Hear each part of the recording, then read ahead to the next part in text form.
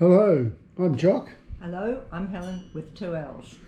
And we've just bought a boat, and you would have noticed that already at the beginning of this vlog, where we've got some pictures of our main name, which is Narrowboating with Mr. Rollo, and also some of the shots of a boat that we have just bought. So that's all very exciting for us. In the background, by the way, of those still shots of the interior of our boat is a movie of the waterfall in the Adelaide Hills called Waterfall Gully. A beautiful spot. It even runs in summer, which is a miracle here in South Australia. That was a big surprise.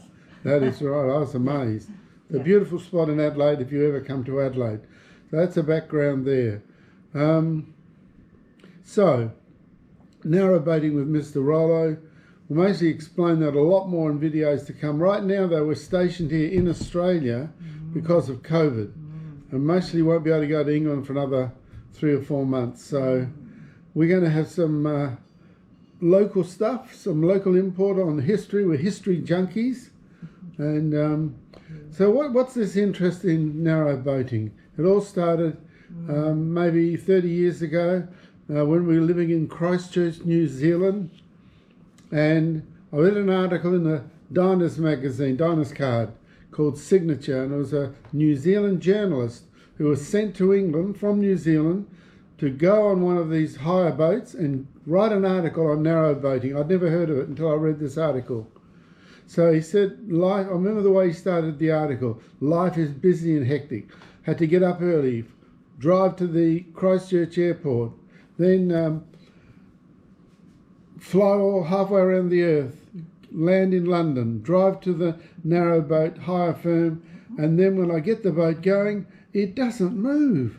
It's only doing 4 knots, and the Kiwi says to himself, I can't possibly travel at just 4 knots. So he speeds it up to about 6 or 7 knots, which is still very slow, and he's chuffing along this canal with sort of this fixed look on his face, hand on the tiller, really going for it. He goes past an old English guy sitting in a little dinghy, a little tender as they call it, outside his canal, his narrowboat, which he lives on obviously. He's painting the side of his boat, and the Kiwi guy goes past, creating a little bit of a wake. And these little tender starts to rock around a bit. He looks up and you can see the look on the Kiwi's face. He's really going for it. So he suddenly yells out to the Kiwi, it's fallen off. He's fallen off. And the Kiwi says, who's fallen off? And the English guy says, you're water skier, and went back painting. And then the Kiwi guy thought, I'm going too fast, slowed down to 4 knots. Then he just went with the flow, looking at those beautiful green and pleasant land, England. And when I read that article, one day we're going to do that. We're going to go to England and we're going to hire a narrowboat. And so he came home and he told me all about it.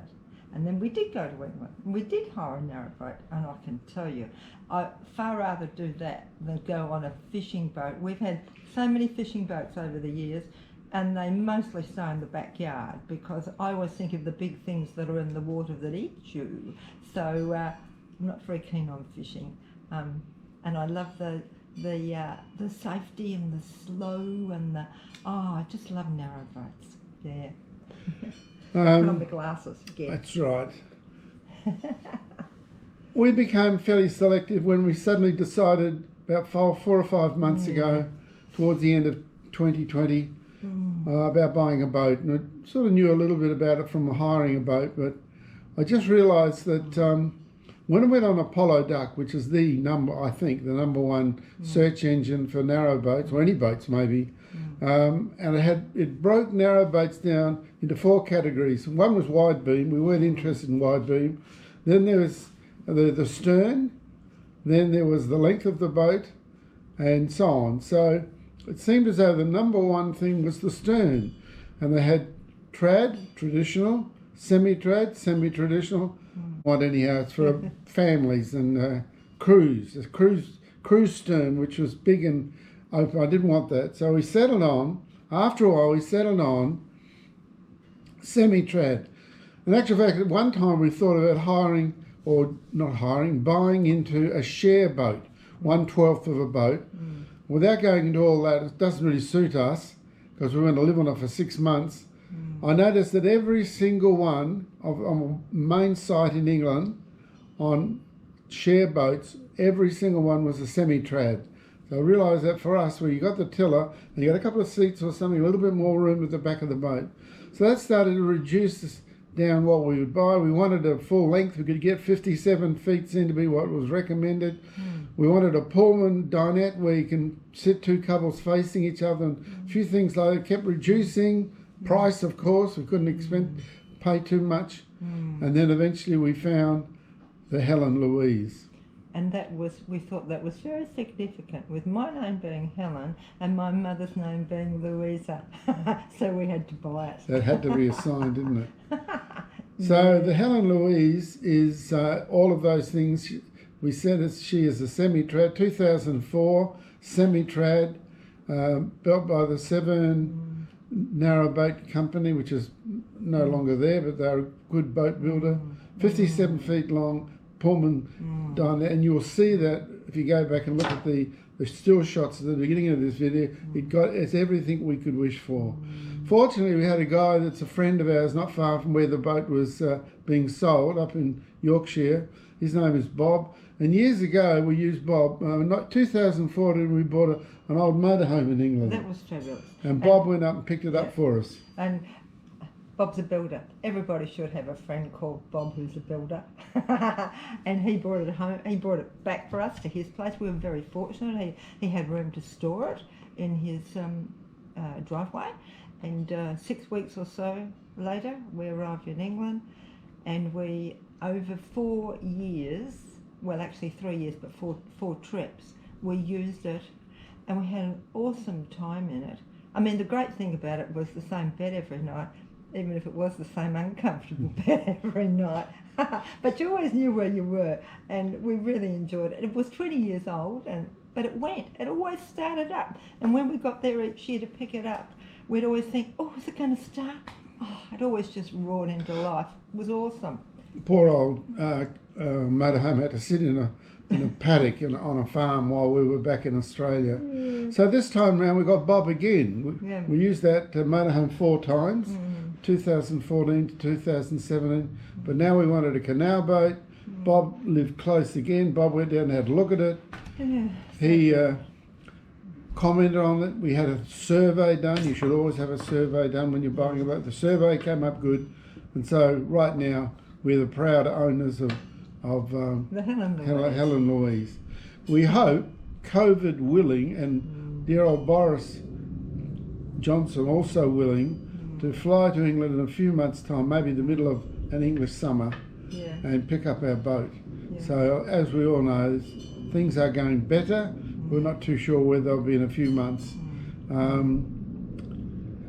One thing we do know is that when things do settle down, if we can possibly do it, we'd like to spend 6 months in Australia, which is where our home is, in Adelaide, in our summer here, and then 6 months, or just roughly speaking, in England. So we'll just see what the rest of the year brings. We are actually quite open to be calling ourselves history junkies. We love history, and so we're going to be looking at a lot of history. Until then, we want to do a few vlogs like this one and get to know how to do vlogs, because this is vlog number 1. And so by the time we hit the canal in England in a few months' time, we're right into it. But it'll always mainly later on be about narrowboating. But right now it's sort of dreaming about narrowboating, looking at a few historic sites. One of them where you looked at the other day, sorry, you were saying? I was just going to say, around Adelaide, it's a lot of very interesting history around Adelaide that probably the folks in the UK don't know about our forefathers who came from the UK, of course, and settled here. And my father was a Scotsman and got Scottish in his background, so we're fascinated on all these things.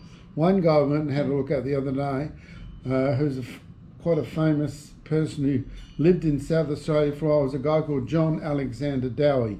And we went to a little town called Aylmer, but I'm not going to say any more. Right now we're going to stop this section, have a quick look at where we used to live, up at Callington, and then we'll call it quits. So for the time being, goodbye. Yes, the ants are biting me, so let's close. So long, folks. Hello, folks.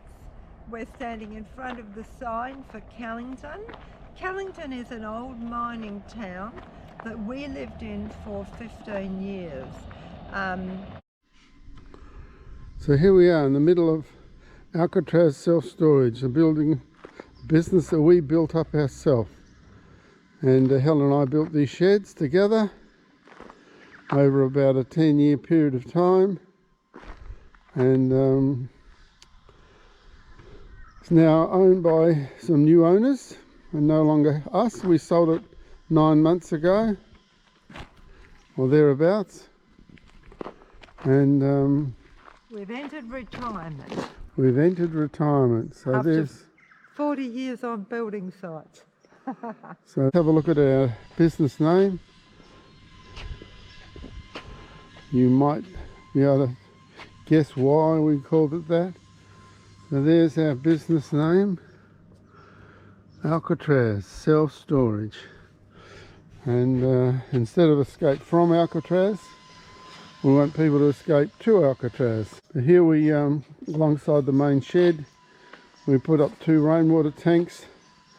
And fire is such a big thing here in Australia. We wanted our own firefighting equipment rather than rely on water coming from somewhere else. We've got 3,000 gallons, I think about 13,000 litres, and a pump down there on the ground, the Honda pump, and it works very well. Fortunately, we've never had to use it, and hopefully never will have to use it. So that's where we lived for the last umpteen years until 8 months ago.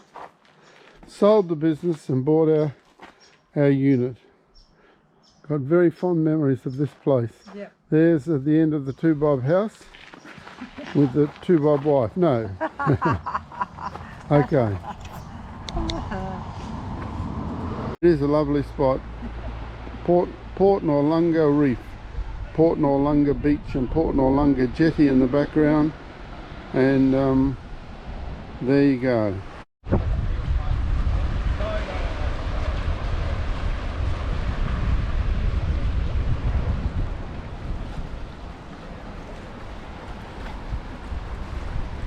You'll see some brave swimmers down here, swimming right out to the reef. We're down at Port Noarlunga, south of Adelaide. Beautiful spot. Lovely long jetty. Reef down on the jetty here. Surrounding us are fishermen, mainly fishing for squid, looking back at the mainland.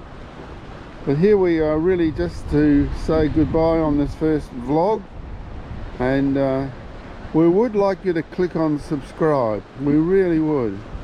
And also, if you could give us a thumbs up if you're happy with what we've been doing. We're new to this, we need all the support we can get. But above all, we'd like you to make a comment down below. Make a comment on what you've seen. Maybe you can help us a little bit with our vlogging.